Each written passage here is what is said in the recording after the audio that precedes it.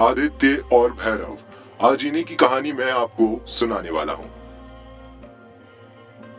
एक कहावत है कि इंसान का सबसे अच्छा दोस्त एक कुत्ता ही होता है। आखिर मैंने ऐसा क्यों कहा, ये तो कहानी सुनकर ही आपको पता चलेगा। इस कहानी के 3 हीरो हैं, आदित्य, भैरव और महादेव। आदित्य जिसके माँ बाप बचपन में ही चल बसे और आदित्य के लिए एक घर और कुछ खेत छोड़ गए। तब आदित्य की उम्र तकरीबन 15 साल रही होगी, लेकिन आज आदित्य 24 साल का है। वो अपनी लाइफ के अकेलेपन को दूर करने के लिए सिगरेट और बियर का सहारा लेने लग गया है। आदित्य अपने जीवन में सिर्फ एक ही अच्छा काम करता था और वो काम था रोज सुबह उठकर मंदिर जाकर महादेव पर जल चढ़ाना। आदित्य के पड़ोसी उससे बहुत ज्यादा जलते थे क्योंकि शराब पीकर आदित्य पड़ोसियों से झगड़ा कर देता था। उसकी इसी बात से सभी पड़ोसी बहुत ज्यादा परेशान रहते थे, लेकिन कोई भी आदित्य के अकेलेपन को समझ नहीं पा रहा था। एक दिन बहुत ज्यादा बारिश हो रही थी। आदित्य बैठकर शराब पी रहा था और नशे में दीवार पर टंगे भगवान शिव की फोटो से लड़ाई कर रहा था और बोल रहा था, भले ही मैं नशेड़ी हूँ, लोगों से झगड़ा करता हूँ, लेकिन इसके जिम्मेदार आप भी हो भगवान। बचपन में मेरे माँ बाप को मुझसे छीन लिया और जिंदगी भर के लिए मुझे अकेला कर दिया। तभी दरवाजे के खटखटाने की आवाज आती है।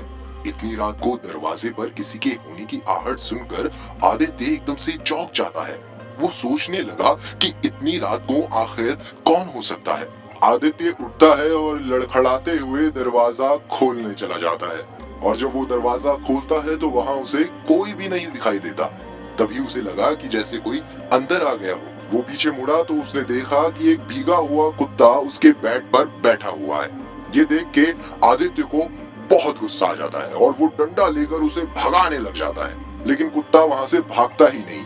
वो वहीं का वहीं बैठा रहता है और जोर जोर से उसके ऊपर भौंकने लग जाता है, जिससे आदित्य थोड़ा डर जाता है और कोने में जाकर चुपचाप खड़ा हो जाता है। कुत्ता आदित्य को अब देखने लगा और आदित्य कुत्ते को।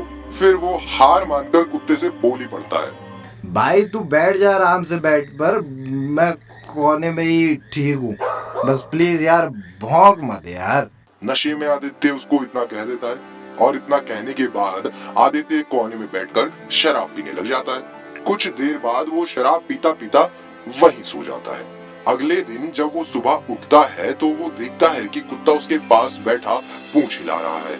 आदित्य अब होश में था और वो उठा और उसे खाने के लिए कुछ वो लेकर आता है। ये ले, इसको खा ले और फिर यहाँ से प्लीज दफा हो जा। कुत्ते ने आदित्य का दिया हुआ खाना तुरंत खा लिया, लेकिन वो वहाँ से हिला तक नहीं।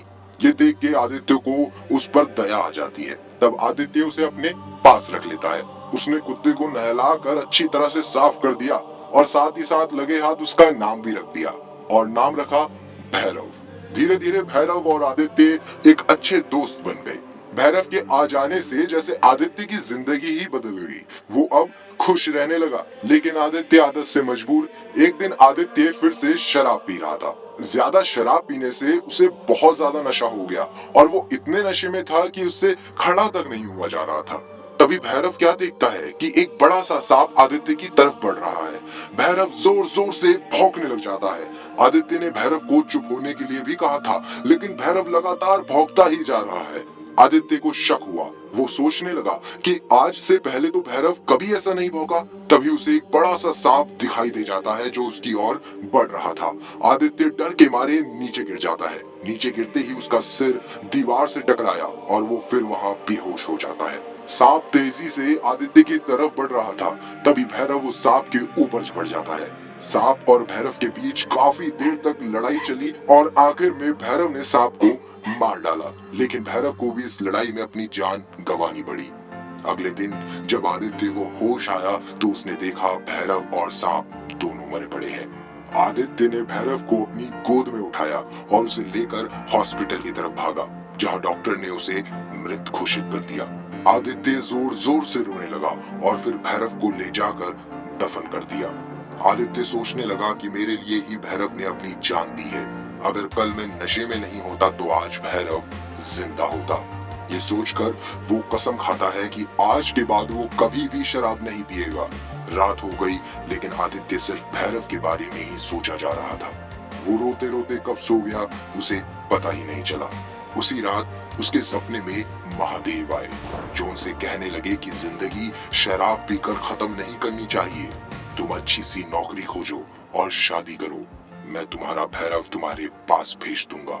सुबह जब आदित्य की नींद खुलती है तो वो सब कुछ समझ जाता है। कुछ समय बाद आदित्य को नौकरी भी मिल गई और उसने शादी भी कर ली। कुछ महीने बाद रात के समय दरवाजे के फिर से खटखटाने की आवाज आई। आदित्य दौड़ के बाहर गया तो उसने देखा कि भैरव पूंछ हिलाए हुए खड़ा है। आदित्य की आंखों में आंसू थे और आदित्य ने तुरंत उसे गले लगा लिया। आज उसे उस रात देखा सपना सच होता नजर आ रहा था। उसकी जिंदगी में भैरव वापस लौट आया था। तो ये थी आदित्य, भैरव और महादेव की कहानी। अगर आपको ये कहानी अच्छी लगी हो तो कमेंट बॉक्स पर हर हर महादेव लिखना ना भूलें। हर हर महादेव।